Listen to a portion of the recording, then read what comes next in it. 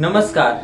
मन से भगवान तक की यात्रा में आपका स्वागत है। तो आइए शुरू करते हैं मन से भगवान तक की यात्रा।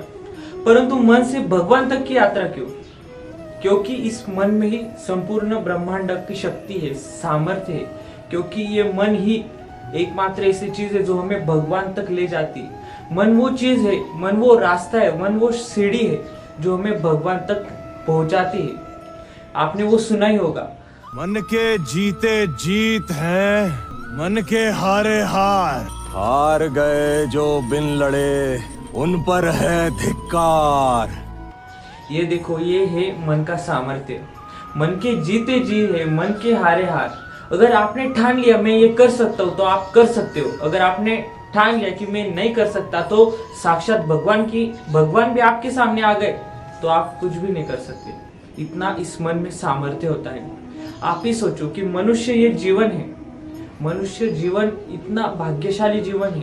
सच बता रहा हूं, आपको स्वतंत्रता है विचार करने की, कर्म करने की। और प्राणियों को देखो, उनको स्वतंत्रता नहीं है। वो एक पर्टिकुलर चीज करते हैं अपने जीवन में, अपना जीवन जीते हैं, भोग भोगते हैं, कुछ मारकर खाते हैं, फिर वो मर जाते हैं।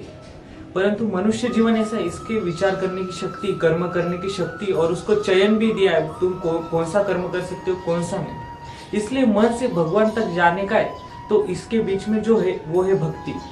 इसलिए मन से भगवान तक की यात्रा को भक्ति कहा गया है। ये भक्ति है जो तुम्हें मन से उन्मन तक, भगवान तक पहुंचाती है। इसलिए हमेशा याद रखो, कोई लोग कहते कि मैं और भगवान तक पहुंच सकता हूँ, ये कैसे संभव है?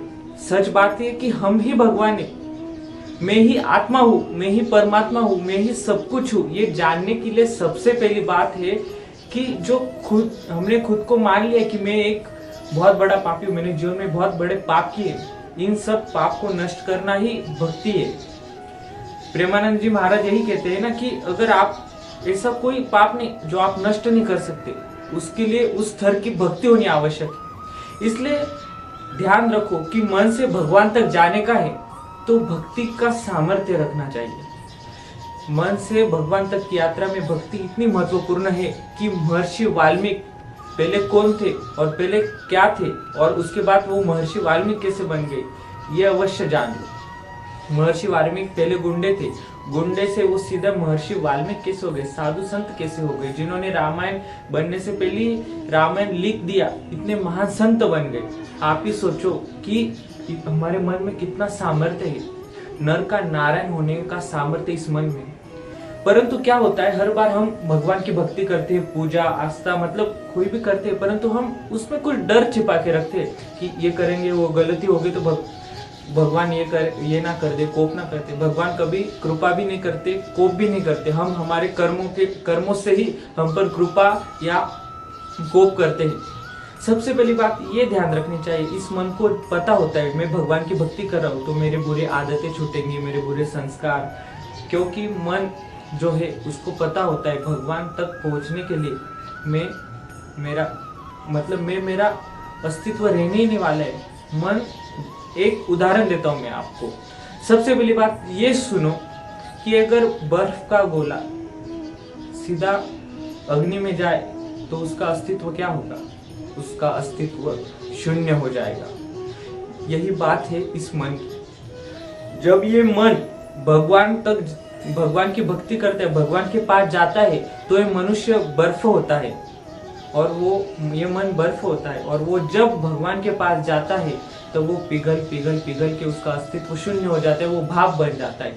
यही सामर्थ्य है हमारे मन का, खुद का अस्तित्व मिटाकर भगवान के अस्तित्व को स्वीकारना, भगवान को स्वीकारना, यही मन का उद्देश्य है, हमारे मनुष्य जीवन का उद्देश्य है। परंतु क्या होता है, हम भक्ति से हर बार इसलिए दूर भागते हैं क्योंकि मन इससे दूर भागता है। असल में मन और हम अलग है, हम एक आत्मा है, परंतु मन के सहारे से हमें उस जगह तक पहुंचना है। मतलब भगवान कोई जगह नहीं, पर उस उद्देश्य का, हमारे जीवन का लक्ष्य क्या है, उधर हमें पहुंचना है। सबसे पहली बात, जब हम मन से भगवान तक की यात्रा करेंगे तो उससे सबसे महत्वपूर्ण बात भक्ति। जब तक आपकी भक्ति उतनी शुद्ध नहीं होगी जब तक आपके भक्ति में स्वार्थ होगा तब तक आप कितना भी कुछ भी भक्ति कर लो, कुछ भी कर लो, भगवान मिलने ही नहीं वाले। मतलब ये मन से भगवान तक की यात्रा आपको कुछ नहीं देने वाली। कितना भी आप पूजा पाठ कर लो, व्रत रख लो, मतलब कुछ जीवन में कुछ भी काम नहीं आएगा जब तक आप इस मन को भक्ति में डुबाओगे। क्योंकि जब तक इस मन का अस्तित्व मिट नहीं जाता तब तक आपको भगवान मिलने ही नहीं वाले।